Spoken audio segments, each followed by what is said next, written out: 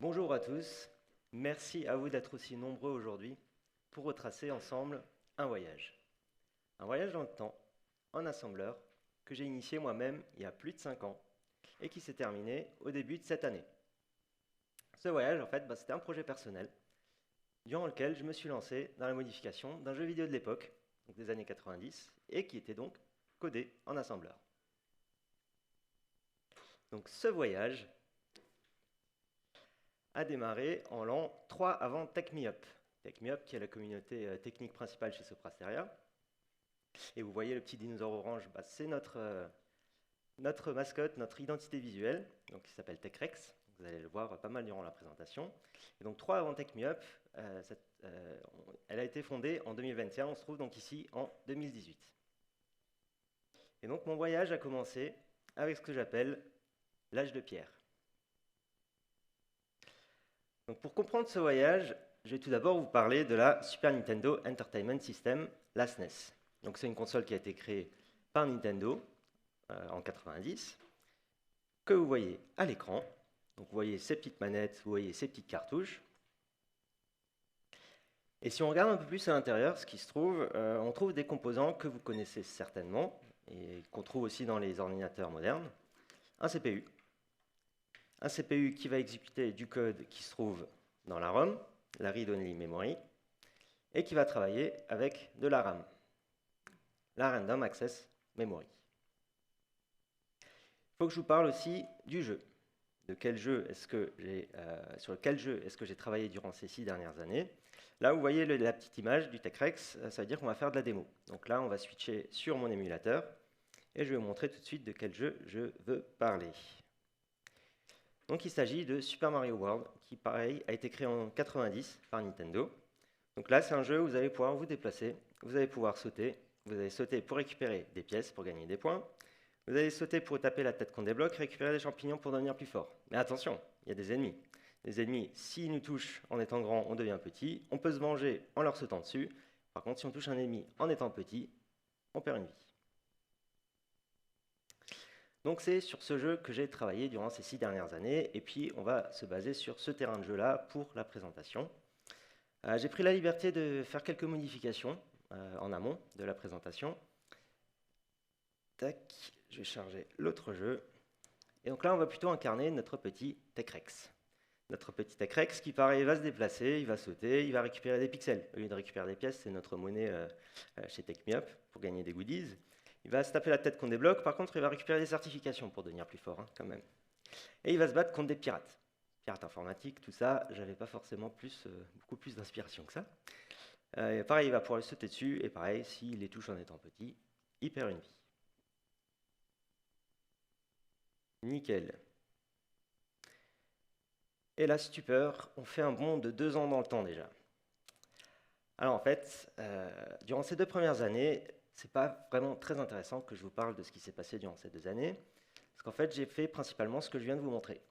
J'ai principalement modifié les graphismes, j'ai principalement réarrangé les niveaux, et tout ça à l'aide de ressources et d'outils qui ont été fournis par la communauté, qui ont été créés par la communauté. Parce que oui, il faut savoir qu'il y a toute une communauté derrière ce qu'on appelle le hacking de Super Mario World. Donc le hacking, je vous renvoie à la keynote qu'il y avait juste avant.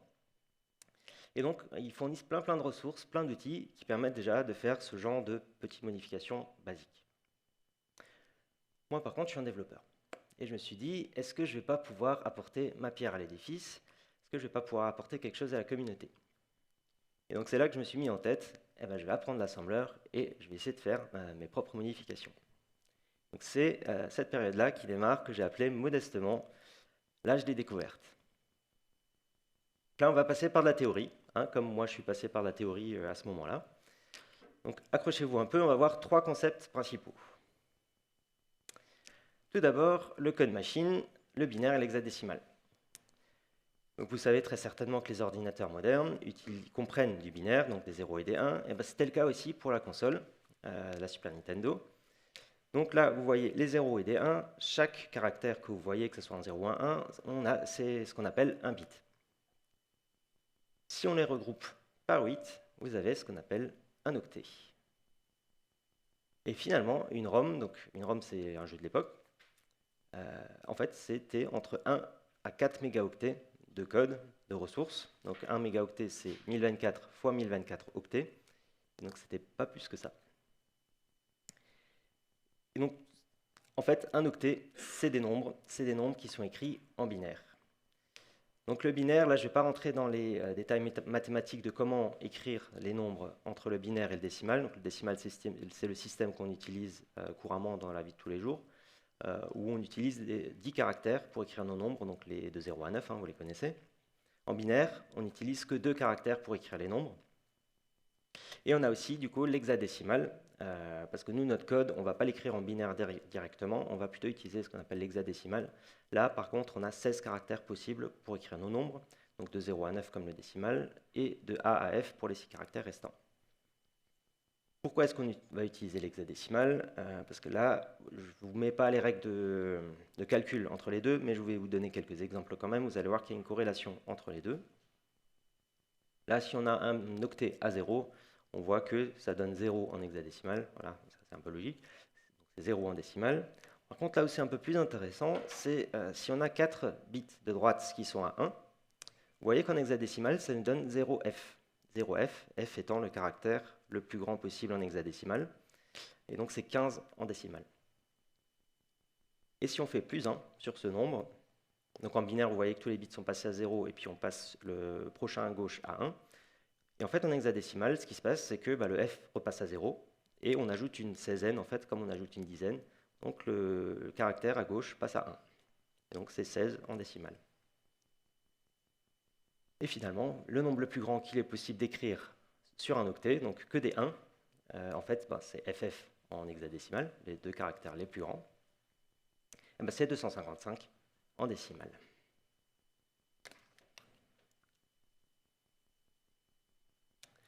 Deuxième concept dont je voulais vous parler, ce sont les registres. Donc les registres, je vous ai déjà parlé très rapidement de la ROM et de la RAM, donc c'est des emplacements mémoire. Les registres, c'est pareil, c'est aussi des emplacements mémoire, et c'est les plus petits possibles, et qui sont en fait directement accessibles par le CPU. Et en fait, du coup, ils agissent un peu comme des variables globales. En gros, on va pouvoir y accéder, on va pouvoir les lire et écrire quand on veut, en fait. Je vais vous parler principalement de 2 registres sur cette slide. Le premier, c'est très certainement le plus important, on va en parler extensivement dans la suite de la présentation, c'est l'accumulateur, qu'on appelle aussi A. Et en fait, à quoi est-ce qu'il va servir? On va pouvoir mettre un octet et retrouver un octet de ce registre. Assez abstrait, vous allez me dire, mais vous allez voir qu'on va faire des démos derrière, vous allez comprendre à quoi il sert. Un deuxième registre que je vous ai mis, parce qu'il me semblait intéressant de vous le montrer, c'est le pointeur vers l'instruction exécutée. Donc en fait, ce registre-là, il va être utilisé par le CPU pour tracer en fait où il se trouve dans le code. Donc à l'intérieur, il va dire, je me trouve là dans le code, comme ça en fait, il ne se perd pas dans l'exécution de tout le code. Voilà.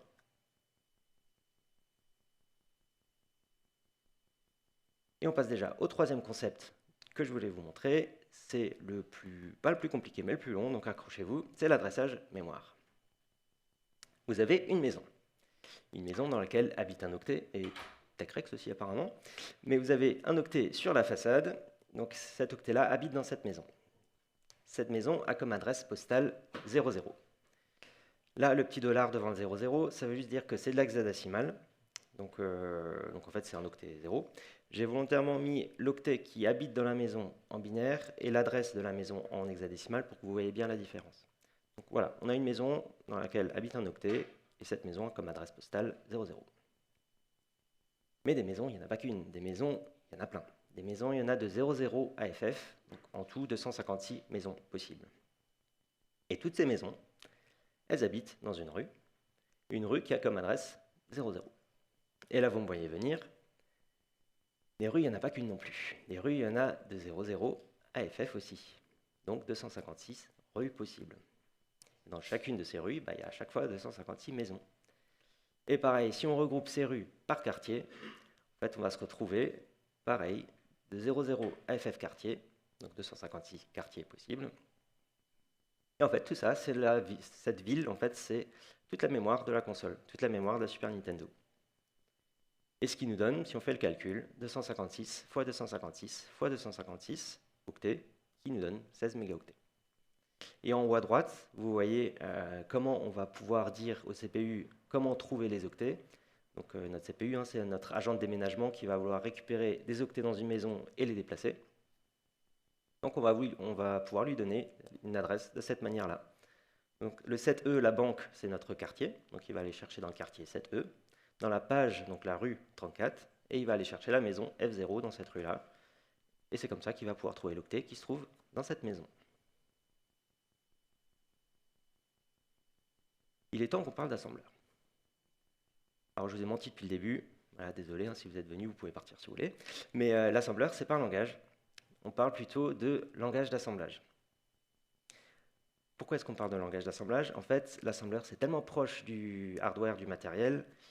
En fait, typiquement, dès qu'il y a un nouveau CPU qui sort, qui est plus puissant, où on peut faire plus de choses, il faut forcément qu'il y ait un mode d'emploi ou comment programmer ce CPU. Donc à chaque fois, il y a un nouveau langage d'assemblage qui vient avec de nouvelles fonctionnalités, etc. Et donc c'est pour ça qu'on parle plutôt d'une famille de langages, les langages d'assemblage. Par contre, ce qu'ils ont en commun, c'est le concept d'opcode, ou opcode, comme vous préférez le prononcer. En fait, c'est les instructions qu'on va pouvoir donner au CPU, qui sont sous forme toujours de trigrammes, donc de 3 lettres. On va en voir 2 sur cette slide. Donc là, c'est l'assembleur pour la Super Nintendo. Hein. Et là, vous vous souvenez de l'accumulateur dont je vous ai parlé durant les registres. En fait, là, on va pouvoir travailler avec ce registre. Donc là, nos 2 premières instructions en assembleur qu'on va voir, c'est LDA, Load into Accumulator. Donc en fait, on va pouvoir prendre un octet et le mettre dans le registre. Il faut savoir que pour les opcodes, là, en assembleur, pour la Super Nintendo, on peut lui donner entre 0 et 3 paramètres. Donc là, on va pouvoir lui donner en paramètre LDA un octet ou une adresse. On va pouvoir lui dire, va me chercher l'octet qui se trouve là et mets-le dans l'accumulateur. Et à l'inverse, le STA, ça permet de faire l'inverse. Donc on prend l'octet qui se trouve dans l'accumulateur et on peut l'enregistrer dans n'importe quelle adresse qu'on donne en paramètre, tout simplement. Et en exemple, ça va se présenter sous cette forme-là. Donc là, ce qu'on va faire, c'est qu'on va lui dire, va me chercher l'octet qui se trouve dans le quartier 7E, rue 00, dans la maison 19, mets-le-moi dans l'accumulateur. Et l'inverse, le STA, il va prendre l'octet qui se trouve déjà dans l'accumulateur et il va le mettre dans cette maison-là. Et au final, qu'est-ce que c'est vraiment l'assemblage? En fait, l'assemblage, parce que je vous ai dit qu'un jeu, c'est que des octets, il n'y a pas de lettres, hein, normalement. Donc, en fait, c'est ce qu'on appelle l'assemblage. Principalement, c'est à l'aide d'un dictionnaire où, lors de l'assemblage, on va pouvoir dire que LDA, tu me transformes dans cet octet-là. Et cet octet-là, par exemple, c'est AF. Donc, en fait, finalement, dans les mégaoctets du jeu fini, la ROM, on va retrouver, par exemple, pour cette instruction-là, ces 4 octets-là. Donc en fait, quand le CPU va lire le AF, il saura que c'est un LDA, et il sait que les 3 octets qui suivent, en fait, c'est l'adresse dans laquelle chercher l'octet, et il sait que le 4e octet derrière, c'est déjà la prochaine instruction, parce qu'il sait que le AF, il y a 3 paramètres. On a vu beaucoup de choses, et maintenant on va faire un peu de démo. Donc qu'est-ce qu'on va pouvoir faire? Vous vous souvenez de notre TechRex, de notre pirate? Moi, j'ai pas envie que TechRex perde contre le pirate. Voilà. Je vous ai montré qu'on peut devenir plus fort grâce à des certifications. Donc il devient grand. Et du coup, est-ce qu'on ne pourrait pas se dire, TechRex, je veux qu'il soit grand indéfiniment. Je veux jamais qu'il retombe petit en fait quand il se fait toucher. Pour ça, on va utiliser ce qu'on appelle la memory map, la cartographie de la mémoire. Donc en fait, c'est un tableau qui a été créé par la communauté, toujours la même, qui liste absolument toutes les adresses du jeu et telles qu'elles sont utilisées par le CPU. Donc typiquement, l'adresse que j'ai par pur hasard utilisée depuis le début comme exemple, le 7E0019 que vous avez ici, tac, ça contient l'état actuel du joueur. Et si on regarde comment le jeu comprend les valeurs qui se trouvent dans cette adresse, on comprend que s'il y a 0 dans cette adresse, l'octet 0, ça veut dire qu'on est petit dans le jeu. Si on a 1, ça veut dire qu'on est grand. Donc en fait, par exemple, si on se fait toucher par un ennemi, le jeu va aller regarder cette adresse, donc il fait un LDA, il va faire une comparaison. S'il y a 1, ça veut dire qu'on est grand et il nous met petit, donc il va mettre 0 dans cette adresse. Par contre, si on est déjà à 0 dans cette adresse, en fait, il nous fait perdre une vie, tout simplement. Donc je me dis, est-ce que si on force la valeur 1 dans cette adresse-là, est-ce qu'on ne pourrait pas rester grand? Et donc c'est ce qu'on va faire tout de suite. Donc je vais dans mon éditeur de texte que vous voyez là, et ce qu'on va faire, c'est un LDA. Un LDA de quoi? On va mettre la valeur 0,1 dans l'accumulateur et dans l'adresse. Donc en fait, on va mettre 0,1. Là, si j'écris ça comme ça, en fait, il va aller chercher l'adresse. Vous vous souvenez, il va plutôt aller chercher l'adresse, l'octet qui se trouve à l'adresse 0,1. Moi, ce que je veux, c'est vraiment l'octet, la vraie valeur 1. Pour faire ça, il y a une syntaxe qui existe, c'est le dièse. Donc ça, en fait, ça va mettre dans l'accumulateur cet octet-là, et pas l'octet qui se trouve à l'adresse 1. Là est la différence. Donc là, on a 1 dans l'accumulateur, donc c'est à ça que sert ce registre, parce que maintenant, on va pouvoir faire un STA, on va récupérer ce 1, et on va lui dire, mets-le-moi dans l'adresse qu'on vient de voir. Donc là, pas de dièse, puisque c'est une adresse, et on va aller le mettre dans 19. 7E0019. Donc là, je lance un petit outil qui a été créé par la communauté pour insérer le code. Magnifique. Je recharge mon jeu. Tac. Alors vous voyez, on est déjà grand. C'est déjà une bonne nouvelle. Et là, si je me fais toucher, magnifique. Magnifique, je reste grand. Et là, mon TechRex est invincible. Fantastique. Par contre, pour ceux qui me connaissent, moi je trouve ça pas très fair-play. Pas très fair-play parce que moi je peux pas mourir, par contre moi je peux toujours encore sauter sur mon pirate. Donc je me suis dit pour cette démo, est-ce qu'on ne ferait pas en sorte d'équilibrer un peu les choses et par exemple nous empêcher de sauter en fait. C'est notre seul moyen de se débarrasser du pirate. Donc ce qu'on va faire, c'est on va nous empêcher de sauter. Pour ça, on peut se dire, alors c'est le bouton B pour sauter, on peut se dire en fait on va peut-être essayer d'annuler le bouton B. En fait quand on va appuyer sur le bouton saut, on va faire en sorte que ça ne fasse rien. Premier réflexe, on va aller voir dans la cartographie de la mémoire quelles sont les adresses qui contrôlent la manette. Par pur hasard, ce sont les 4 adresses qui se trouvent juste au-dessus de 19. Donc de 15 à 18, vous voyez que c'est 4 adresses qui contrôlent le contrôleur, donc la manette. Donc là-dedans, on va aller chercher une mention du bouton B. Donc vous voyez que le bouton B, il est mentionné uniquement dans l'adresse 15 et dans l'adresse 16. Donc c'est ces deux adresses-là sur lesquelles on va vouloir agir. Il y a une différence entre les deux adresses. Je ne vous en parle pas tout de suite, je vous en parle juste après. Mais en tout cas, la manière dont fonctionnent ces adresses-là, vous voyez qu'il y a un certain format. Donc là, il y a 8 lettres un peu bizarres, en fait, qui correspondent à un bit de chaque octet. Hein. Donc les octets, c'est 8 bits. Hein. Donc là, il y a une lettre par bit. Et en fait, la manière dont ça va fonctionner, c'est que la console, quand le joueur va appuyer sur un bouton, il va mettre le bit correspondant dans cette adresse à 1. Donc là, par exemple, si on veut notre bouton B, on voit que c'est le bit tout à gauche. Et donc, ce que va faire la console, c'est qu'elle va mettre ce bit à 1 quand le joueur appuie sur le bouton. Donc, ce qu'on va vouloir faire, c'est forcer ce bit-là à 0 pour que le jeu comprenne en fait qu'on n'appuie jamais sur le bouton. Donc là, premier réflexe, je me dis, je vais mettre 0 dans cette adresse. Donc, vraiment l'octet 0, comme ce qu'on a fait pour 19. Là, ça ne va pas marcher, parce que si je fais ça, en fait, ça va annuler tous les autres boutons. Et donc, ce n'est pas non plus ce qu'on veut. Donc, on va vouloir trouver un moyen pour forcer le premier bit à 0, et tous les autres, on va vouloir les laisser tels quels. Et pour ça, il y a une astuce. Et cette astuce, c'est les et logiques. Les et logiques, donc il y a un opcode pour ça, qui s'appelle end. Donc la manière dont le et logique fonctionne, si vous avez le bit qui est à 0 et que nous, on va appliquer et 0, le résultat sera 0.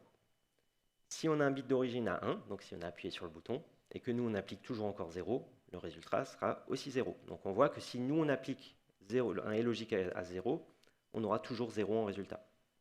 Ça, c'est pas mal pour annuler le bit qui soit à 0 ou à 1. Par contre, on veut que tous les autres bits restent tels quels. En fait, là, on va pouvoir appliquer un 1. Que le bit soit à 0 ou à 1, si on applique 1 derrière, en fait, le résultat sera inchangé. Vous voyez que si on applique 1 à 0 sur 0, en fait, ça reste 0. Si on applique 1 à 1, ça reste 1. Donc, ce qu'on va vouloir faire, c'est un et logique en plaçant des bits stratégiquement, comme je vais vous montrer tout de suite. Première chose, peut-être vous avez deviné, on va faire un LDA. Un LDA de l'adresse 15 ou 16, peu importe, on va prendre un 15.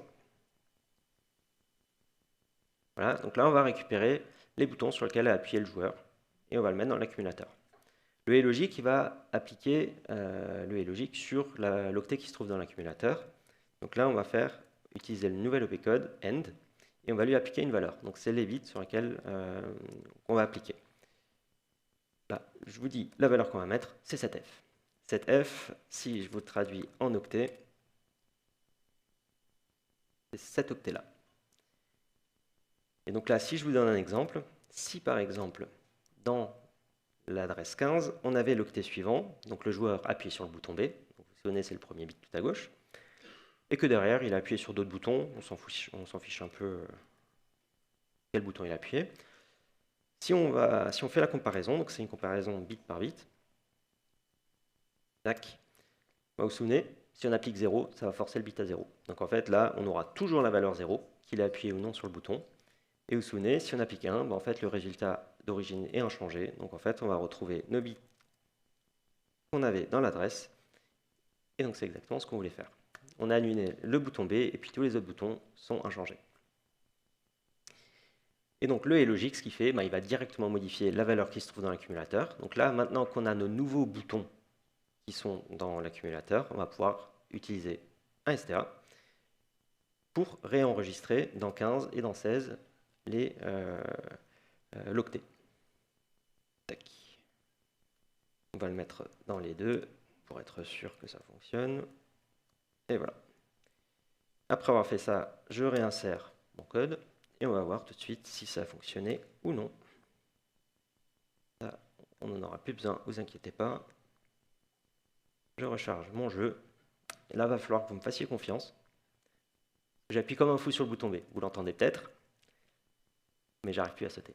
J'arrive plus à sauter et moi, je suis invincible. C'est exactement ce qu'on voulait. Parfait. On a déjà pu faire pas mal de choses avec 6 lignes de code finalement.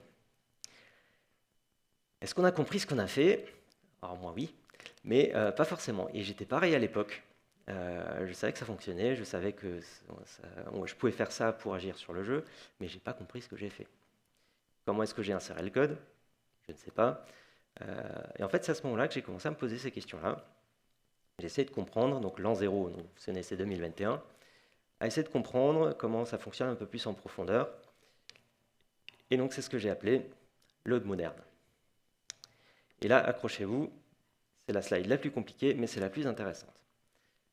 Comment est-ce qu'on a fait pour insérer le code? Donc, vous avez vu, on a écrit dans un fichier texte 2 instructions, et puis boum, d'un coup, ça fonctionne, et dans notre jeu, on est grand à l'infini. Comment est-ce que ça fonctionne?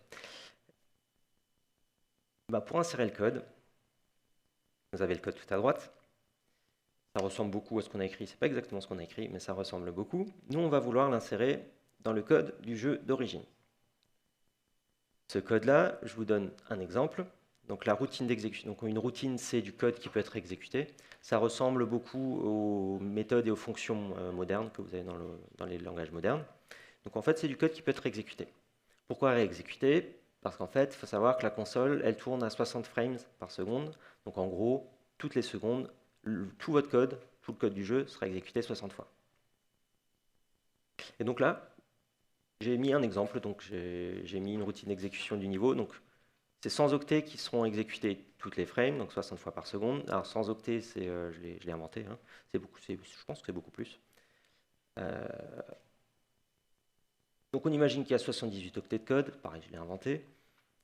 Il y a 4 octets, donc vous vous souvenez, un STA avec 3 paramètres, c'est 4 octets. Et après, on a 18 octets de code qui finissent la routine. Encore une fois, j'ai inventé tout ça, mais sur le principe, c'est exactement comme ça que ça fonctionne. Donc le STA, je l'ai inventé aussi, ça fait n'importe quoi, mais vous allez comprendre pourquoi et vous allez comprendre son utilité. Donc comment fonctionne l'outil? Vous avez vu que j'avais un petit invité de commande où j'ai lancé un outil, mais en fait, c'est cet outil-là que j'ai utilisé. Donc, pour insérer le code, ce qu'il va faire, cet outil, à chaque fois que je vais le lancer, tout d'abord, il va prendre mon code, donc mon fichier de texte, et il va l'insérer dans une zone libre de la mémoire. Donc, il y a 16 mégaoctets dans la console, si vous vous souvenez. Il y a largement la place pour, et même dans le jeu, encore, il y a beaucoup de place pour insérer du code, mine de rien. Donc là, par exemple, il insère à 000. C'est arbitraire, il l'insère là où il y a de la place. Le main double point que vous voyez, vous êtes peut-être posé la question en voyant le fichier texte. En fait, c'est ce qu'on appelle un label. Et ce label-là, finalement, c'est pour l'assembleur qui va faire l'assemblage. C'est pour avoir des adresses dynamiques. Donc, il va savoir que le main, c'est à cet endroit-là que, dans A0000, que le code est inséré. Pourquoi c'est utile d'avoir ce label-là? Parce que derrière, ce que va faire l'outil, c'est insérer son propre code, que je vous ai mis au milieu en bas, le main hook double point, donc c'est un autre label, c'est inséré autre part dans le code, peu importe où. Là, vous voyez qu'il répète le STA bizarre sur les 4 octets qu'il y a dans la routine d'exécution. Donc pourquoi pas. Et ce qu'il va faire derrière, c'est un JML vers main. JML, c'est un nouvel opcode qu'on va voir ensemble. C'est un jump long. C'est à peu près les deux mêmes instructions, ça dépend juste de la taille de l'adresse. Mais nous, là, ce qu'on utilise, c'est un JML jump long. Donc en gros, ça va nous permettre de faire une indirection. Donc en fait, là, le code de l'outil, on va pouvoir lui dire va vers notre code. Donc dès qu'il arrive au JML, il va sauter, il va jump vers notre code. Donc il va continuer l'exécution du code au niveau de notre main, quel que soit son endroit où il a été inséré. C'est pas mal, mais du coup, maintenant on a le même problème, on ne peut pas accéder au code de l'outil, le main hook. Et c'est là que toute la magie va opérer. Il va remplacer, dans notre exemple, le STA sur 4 octets, il va le remplacer par un JSL main hook. On ne va pas juste pouvoir insérer tout notre code, en fait, parce que là, si on insère tous nos octets, déjà, on ne sait pas quelle taille on va pouvoir ajouter du code, il y aura une taille variable. Et en fait, sinon, ça va écraser les octets du jeu d'origine. En fait, ça va faire n'importe quoi. On ne peut pas juste décaler parce que les indirections ne marcheront plus. Donc, en fait, on est obligé de remplacer 4 octets, donc exactement la même taille. Donc là, un JSL main hook, ça va aussi faire 4 octets. Faites-moi confiance. Là, c'est deux nouvelles opcodes. Le JSL, ça ressemble beaucoup au JML. C'est juste que JSL, c'est Jump to Subroutine. En gros, c'est pareil, sauf qu'il va s'attendre à un retour. Un retour qui va pouvoir être signifié à l'aide d'un troisième opcode que vous voyez tout à droite. Vous êtes sûrement déjà posé aussi la question avant de ce que t'es RTL. Ben voilà, c'est un opcode qui va permettre de dire retourne-moi au dernier JSL. Ça fait beaucoup. Donc on va juste reprendre l'exécution du début. Donc le jeu, tranquillement, durant sa frame, il arrive dans le code du niveau, il exécute les 78 octets, et là, boum, il arrive sur le JSL main hook.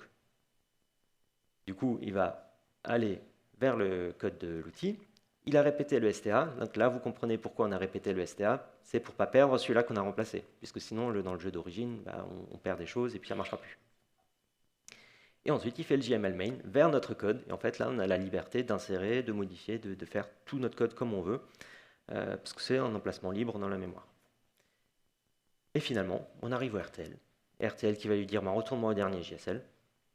Et donc, on retourne dans le jeu d'origine. Il finit l'exécution de la routine sur les 18 derniers octets. Et fantastique, on a terminé le code pour cette frame. Et rebelote la frame d'après.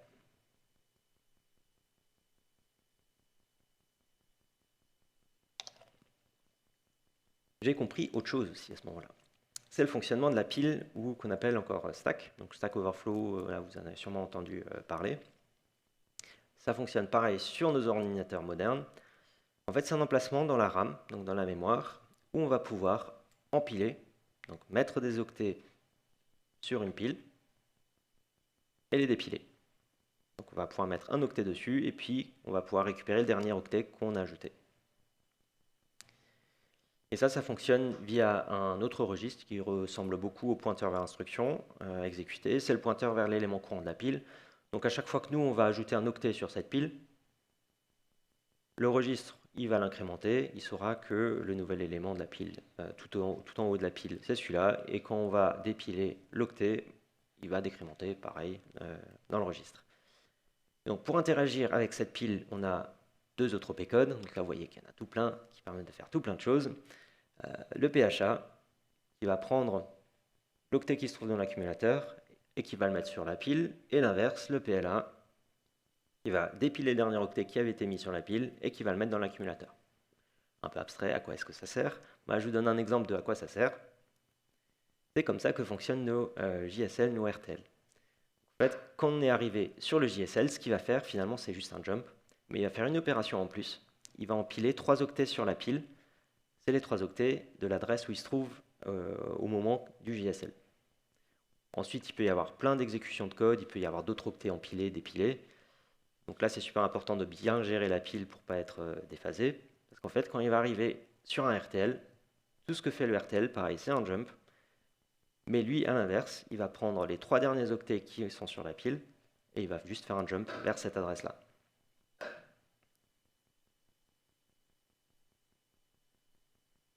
Et on arrive aujourd'hui. Aujourd'hui, DevFest Strasbourg 2024.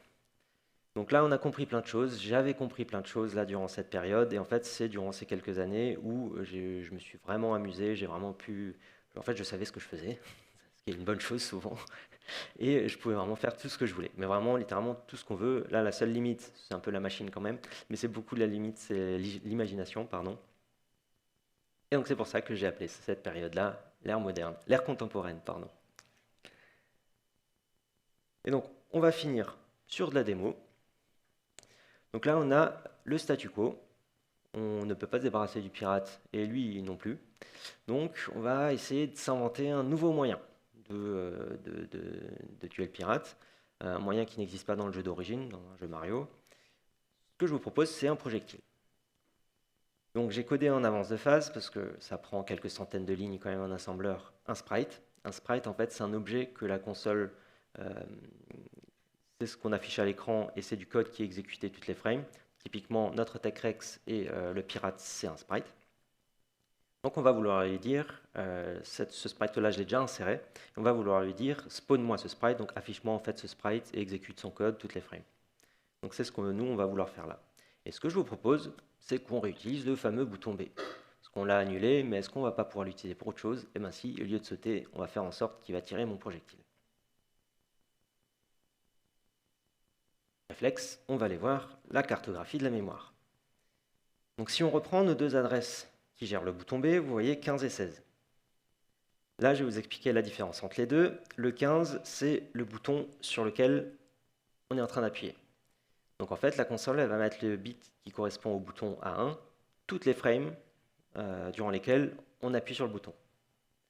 À la différence du 16, qui c'est uniquement la première frame sur laquelle on a appuyé sur le bouton. Donc en fait, si j'appuie sur le bouton, il va mettre durant cette frame le bit à 1. Par contre, toutes les frames d'après, il va remettre le bit à 0, même si on reste appuyé sur le bouton. C'est super utile pour le saut, par exemple, pour éviter de sauter à l'infini en restant sur le bouton, et pour des projectiles aussi. Donc nous, ce qu'on va faire, c'est qu'on va utiliser 16. Donc on va mettre notre code un peu plus haut, parce que là, les 4 lignes, ça nous annule notre bouton, donc on va vouloir faire notre code plus haut. Et donc ce qu'on va vouloir faire, c'est l'inverse de ce qu'on a fait là, c'est on ne va pas annuler le bit, on va le comparer, on va regarder quelle est sa valeur. Donc tout d'abord, on va charger les boutons sur lesquels le joueur est en train d'appuyer. Voilà, on va mettre l'octet qui se trouve dans 16 dans l'accumulateur. Et on va refaire un et logique, le fameux et logique. Mais cette fois-ci, on va faire l'inverse. On ne va pas faire 7F correspondait à cet octet-là. On va plutôt faire 80. 80 qui donne en binaire cet octet-là. Vous voyez que c'est l'inverse. Donc là, qu'est-ce qui va se passer? Dans mon accumulateur, à la suite de ce et logique, je vais avoir deux valeurs possibles. Soit on n'a pas appuyé sur le bouton, donc le bit était à 0. Donc en fait, si on applique 1, vous vous souvenez, ça ne change pas la valeur. Donc en fait, là, avec le 1, on aura la valeur qui sera inchangée pour le bouton B, et tous les autres bits seront forcés à 0. Donc ce qui nous donne, si on n'a pas appuyé sur le bouton, 0. Et par contre, si on a appuyé sur le bouton, ça va nous donner cette valeur-là. Pour simplifier, on va dire pas 0. Donc soit on a 0 quand on n'a pas appuyé, soit on n'a pas 0 quand on n'a pas appuyé. Quand on appuie. Et donc, pour ça, on va utiliser un nouvel opcode pour faire cette comparaison-là. Ça s'appelle BEQ. Ce que ça va faire, c'est branch if equal. Il va regarder dans l'accumulateur si la valeur est 0. Si la valeur est 0, dans ce cas-là, il va aller à un label qu'on va mettre en paramètre. Donc ici, je vais très bien le nommer pas de tir, dans le sens on ne va pas tirer. Voilà, donc suite à l'accumulateur, suite au et logique sur l'accumulateur, si on a 0, donc si on n'a pas appuyé sur le bouton, en fait, on va aller vers ce label-là. Et donc, notre code, ce qu'on va faire, c'est qu'on va l'écrire entre le BEQ et le label. Donc en fait, ce code-là sera exécuté uniquement s'il a appuyé la première frame sur le bouton B.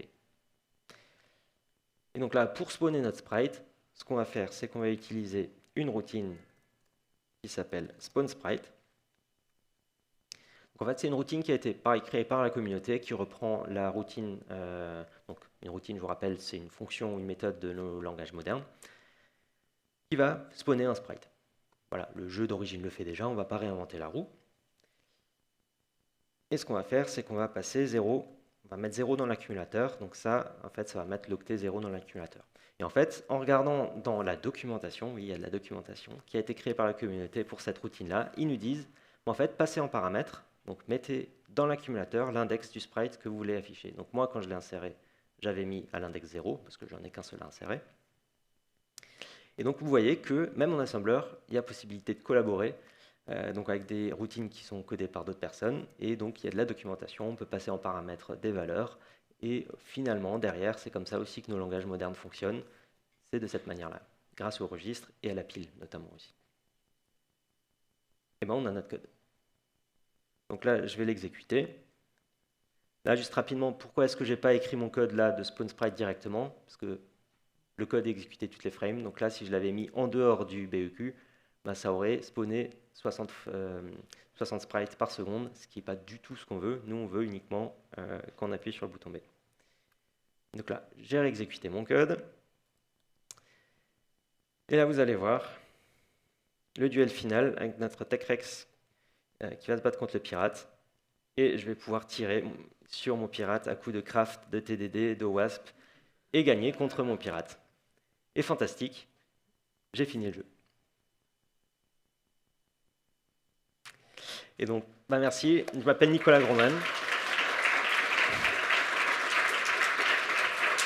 Je vous ai mis quelques références, donc si ça vous intéresse d'apprendre l'assembleur, ou même de savoir comment fonctionne la Super Nintendo, la chaîne YouTube est vraiment bien faite pour ça. Je vous ai aussi mis bien sûr le site web de la communauté dont je vous parle depuis le début. Et comme petit exemple, je vous mets 2 captures d'écran du jeu final que j'ai créé. Donc là, vous voyez qu'on fait des batailles dans l'espace. Voilà, ça ne ressemble plus du tout au jeu d'origine. Ou encore, je vais vous laisser prendre des photos. Oui. Ou encore une deuxième capture du boss final, bon petit spoiler, mais voilà, où finalement on n'a plus du tout les mêmes physiques du jeu, avec de la 3D, etc. Donc comme quoi, tout est possible quand on code un assembleur pour la Super Nintendo. Et donc, la morale de cette histoire, juste vous dire, ça fait un peu écho à la keynote d'avant d'ailleurs. Si vous êtes intéressé par quelque chose, si vous voulez apprendre quelque chose de nouveau que vous ne connaissez pas, justement, moi je vais vous dire, foncez, surtout si vous ne connaissez pas, parce qu'au final, le résultat et la satisfaction que vous allez en tirer n'en seront que plus grandes. Merci.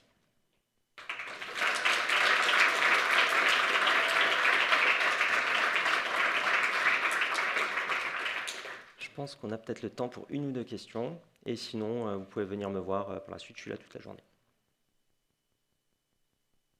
Oui.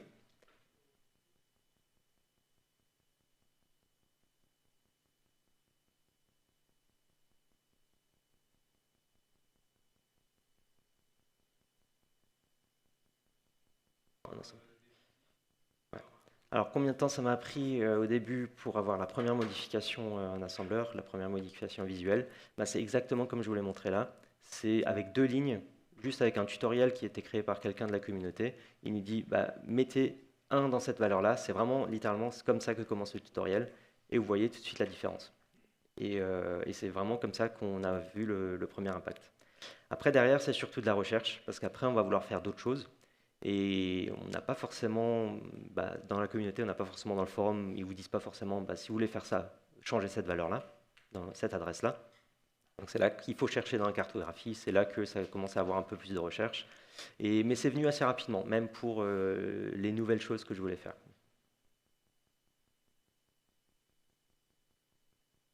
Merci à tous.